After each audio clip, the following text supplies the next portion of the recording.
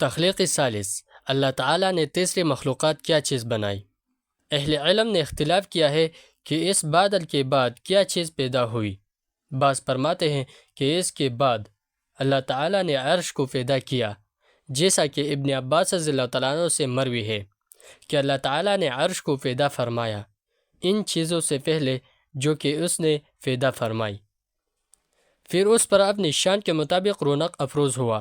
اور بعض فرماتے ہیں کہ عرش سے پہلے فانی کو پیدا کیا اور اس پر عرش کو رکھا، جیسا کہ ابن عباس رضی اللہ تعالیٰ عنہ، ابن مسعود رضی اللہ تعالیٰ عنہ اور دیگر اصحاب رسول اللہ صلی اللہ علیہ وسلم سے مروی ہے کہ اللہ تعالیٰ کا عرش فانی پر تھا، اور ان چیزوں کے علاوہ جو فانی سے پہلے پیدا ہو چکی تھی اور کوئی چیز اس وقت تک پیدا نہیں ہوئی تھی۔ وہب بن منبع سے مروی ہے کہ عرش آسمان و زمین کی پیدائش سے پہلے فانی پر تھا۔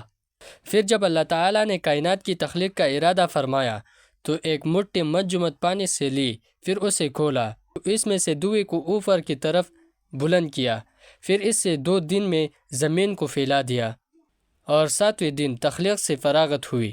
بعض فرماتے ہیں کہ قلم کے بعد اللہ تعالیٰ نے کرسی کو پیدا فرمایا۔ میرے نزدیک درست اور صحیح ہے، اس لیے کہ اس قول کی تائید ابو ذر رضی اللہ تعالیٰ عنہ کی روایت سے ہوئی، جس میں رسول اللہ صلی اللہ علیہ وسلم سے پوچھا گیا کہ ہمارا رب مخلوقات کی پیدائش سے پہلے کہاں تھا؟ فرمایا بادل میں جس کے نیچے ہوا تھی اور اوپر بھی ہوا تھی۔ پھر اللہ تعالیٰ نے اپنے عرش کو فانی پر پیدا فرمایا۔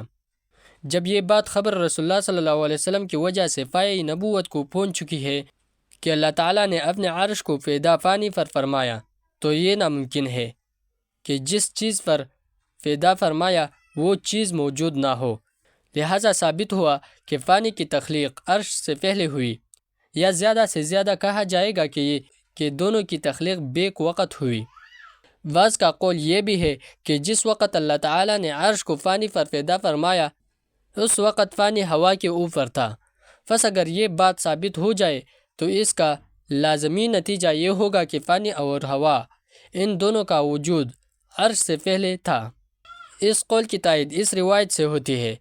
سعید بن جبیر رضی اللہ تعالیٰ عنہ سے مروی ہے کہ ابن عباس رضی اللہ تعالیٰ عنہ سے اس آیات وَكَانَ عَرْشُهُ عَلَى الْمَاءِ اس کا عرش فانی پر تھا، اس کی تفسیر میں پوچھا گیا کہ فانی اس وقت کس چیز پر تھا؟ فرمایا ہوا کی پشت پر۔ اعمش اور ابن جریح کے طریق میں بھی اسی کی مثل روایت ہے۔ کائنات کس چیز کے گھیرے میں ہے؟